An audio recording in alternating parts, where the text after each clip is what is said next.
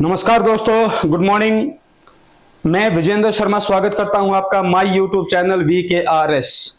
बच्चों, I hope आप सभी स्वस्थ होंगे, दुरुस्त होंगे, एंजॉय कर रहे होंगे अपनी लाइफ को। आओ बच्चों, देखते हैं। पहली बात तो मैं आपको यह बता देना चाहता हूं, काफी सारी वीडियोस मैंने यूट्यूब के ऊपर डाल रखी हैं, 6-7 वीडियो वोकैब के ऊपर, ग्रामर के ऊपर मैंने डाल रखी हैं।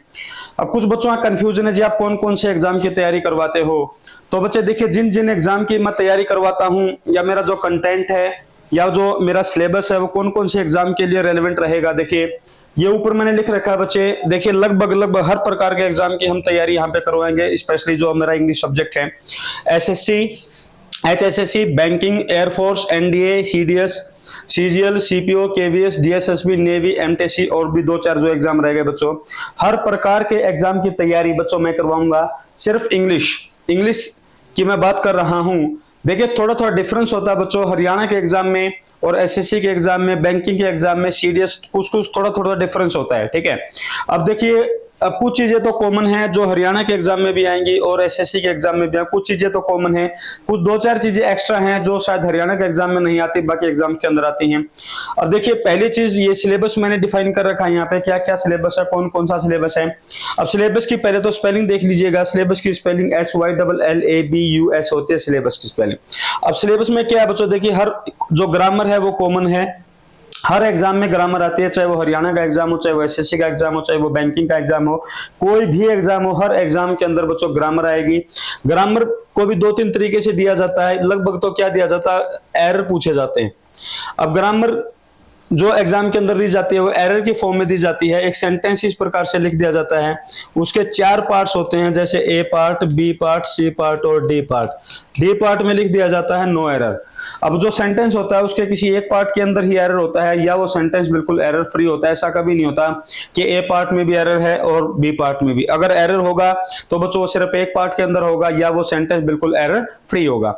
तो लगभग क्या होता है, जो एरर है वो ग्रामर के अंग्रेजी में 14 है या 15 टॉपिक्स हैं, जैसे noun, pronoun, adjective, verb, adverb, preposition, conjunction, interjection, voice, narration, modals, tense, question tag, subject, verb, agreement, articles, non finite.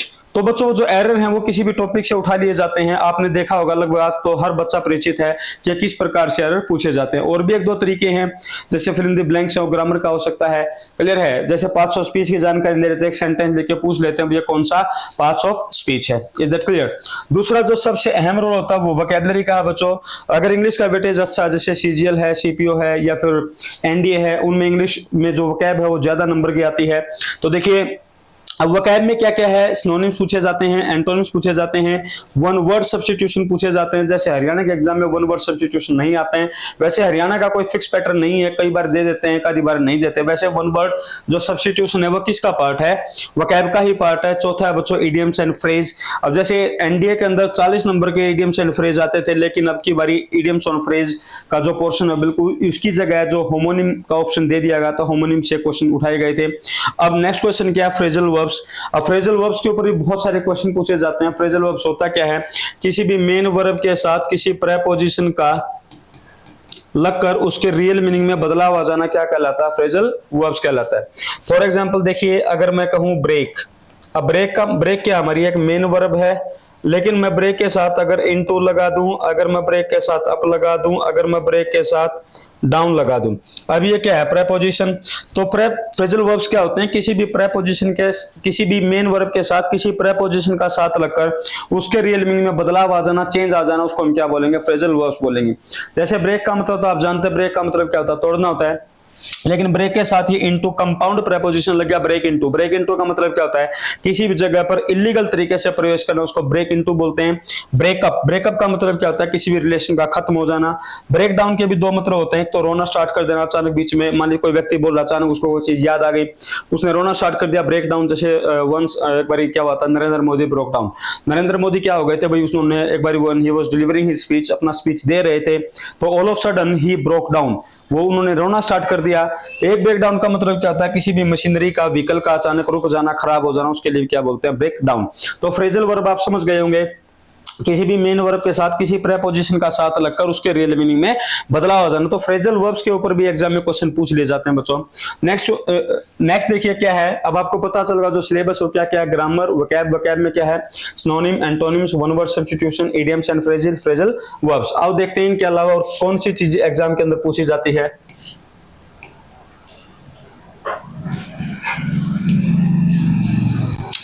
Next क्या पूछा जाता है बच्चों, देखिए पहला है, आप देख रहे हैं स्पेलिंग। स्पेलिंग हर एग्जाम के अंदर पूछी जाती है। देखिए हरियाणा के एग्जाम में भी स्पेलिंग पूछी जाती है।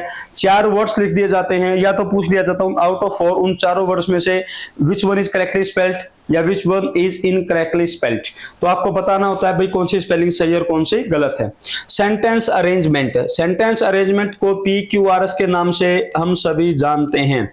PQRS बच्चों अब इसको भी 3 तरीके से आता है। बैंकिंग में इसका पैटर्न थोड़ा सा अलग है, बैंकिंग में थोड़ा सा डिफिकल्ट लेवल आता है, उसमें 8 सेंटेंसेस लिख दिए जाते हैं, उनमें से पूछ लिया जाता है विच one is 4th, which one is 5th, which one is 3rd।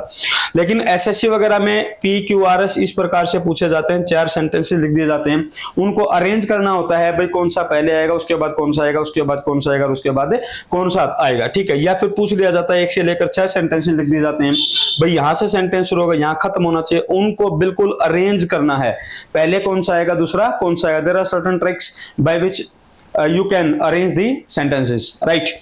Close test SSC में आता है, हरियाणा के एग्जाम में क्लोज टेस्ट नहीं आता है, ये बैंकिंग में और SSC के एग्जाम में पूछा जाता है। KVS या DSS वगैरह के एग्जाम में ये नहीं आता, ना एयरफोर्स में आता, ना NDA वगैरह में आता। ये SSC के एग्जाम में पूछा जाता है, चाहे वो SSC का CGL हो, चाहे वो CPO हो, चाहे वो स्टेनोग्राफर का एग्जाम हो, तो LDC क्लर्क हो, उसमें भी ये क्या नाम है क्लोज टेस्ट के ऊपर पूछा जाता है। अब क्लोज टेस्ट क्या होता है, क्लोज टेस्ट एक प्रकार का पैराग्राफ होता है जिसमें से कुछ वर्ड्स मिसिंग होते हैं और उसके नीचे 4 ऑप्शंस दिए होते हैं। अब पूरे पैराग्राफ को पढ़ के जो ऑप्शंस दिए जाते हैं, पहला जैसे पहले के 4 ऑप्शन, दूसरे के 4 ऑप्शन, इस प्रकार जैसे यहाँ से इस प्रकार से छोड़ दिए जाते हैं, भाई यहाँ क्या आएगा, उस ब्लैंक को हमें फिल करना होता है। नीचे जो एप्रोप्रिएट वर्ड होता है वाक्य की सेंस के अकॉर्डिंग, जो पूरा पैराग्राफ था उसके सेंस के अकॉर्डिंग कौन सा वो आएगा, कौन सा वर्ड एप्रोप्रिएट रहेगा, उसको बोलते हैं क्लोज टेस्ट। अनसीन पैसेज आप भली बातें जानते हैं, एक पैसेज दिया जाता है, उसमें से कुछ क्वेश्चन पूछ दिए जाते हैं, 1-2 क्वेश्चन वोकैब के ऊपर पूछ दिया जाता है अकॉर्डिंग टू पैसेज, पैसेज के अकॉर्डिंग इसका सिनोनिम क्या होगा, इसका एंटोनिम क्या होगा। फिर बच्चों क्या है होमोनिम, होमोनिम वैसे वोकैब का ही पार्ट है, होमोनिम के ऊपर भी क्वेश्चन उठा दिए जाते हैं, क्वेश्चन पूछ लिए जाते हैं। जैसे NDA का एग्जाम में अभी बता रहा हूं, अभी जो NDA का एग्जाम हुआ था उसमें फ्रेजल वर्ब्स को एक्सपेक्ट किया जा रहा था कि अभी फ्रेजल वर्ब्स आते हैं, बट फ्रेजल वर्ब्स नहीं आया। होमोनिम के ऊपर बहुत सारे SSC में भी, NDA में भी, अब NDA में तो अब की बारी आया है, और होमोनिम के ऊपर क्वेश्चन पूछ लिए जाते हैं। अब बेसिकली होमोनिम होते क्या हैं, होमोनिम होते हैं जिनकी साउंड तो सेम रहती है बट मीनिंग और स्पेलिंग दोनों का अलग अलग, भाई उनको बोला तो उच्चारण तो उनका सेम रहता है बट स्पेलिंग और मीनिंग दोनों का अलग अलग रहता है। फॉर एग्जांपल देख लीजिए, जैसे मैं एक वर्ड यहां पर लिख रहा हूं प्रिंसिपल, और मैं लिख रहा हूं बच्चों प्रिंसिपल। अब देखिए दोनों को प्रिंसिपल, इनका जो उच्चारण है वो सेम है बट दोनों की स्पेलिंग और मीनिंग दोनों का अलग अलग है, तो ये क्या है, दीज आर होमोनिम्स। होमोनिम्स क्या होते हैं, होमो मतलब सेम, जिनकी साउंड तो सेम रहते हैं बट स्पेलिंग और मीनिंग दोनों का अलग अलग रहता है। तो बच्चे मैं कह रहा हूं जो देखिए मैंने बता दिया आपको मैं किन किन एग्जाम की तैयारी आपको करवा सकता हूं।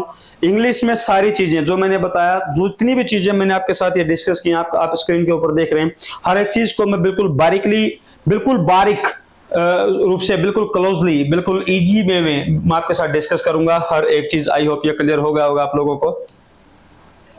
तो ये था एक छोटा सा मेरे चैनल का जो इंट्रोडक्शन था कि भाई मैं किस किस एग्जाम की तैयारी करवा रहा हूँ। आपका डाउट क्लियर होगा जी, आप कौन कौन से एग्जाम की तैयारी या कौन कौन से एग्जाम में की तैयारी करवा सकते हो जिसमें इंग्लिश हम पढ़ना चाहते, तो इंग्लिश में मैंने बताया ये जो बच्चा इन एग्जाम्स की तैयारी कर रहा है और जो ये सिलेबस मैंने डिफाइन कर दिया, भाई ये सिलेबस है, मैंने बताया कुछ चीजें तो कॉमन है, कॉमन का मतलब कि जो हर प्रकार के एग्जाम में आते हैं, कुछ चीजें 2-3-4 चीजें ऐसी हैं जो हर एग्जाम में नहीं आती। तो that is the introduction of my channel. बच्चों ये मेरा इंट्रोडक्शन था, जो बच्चे इन एग्जाम्स की तैयारी कर रहे हैं दे मे कॉन्टैक्ट। तो इतना ही काफी है आज के लिए, थैंक यू, धन्यवाद।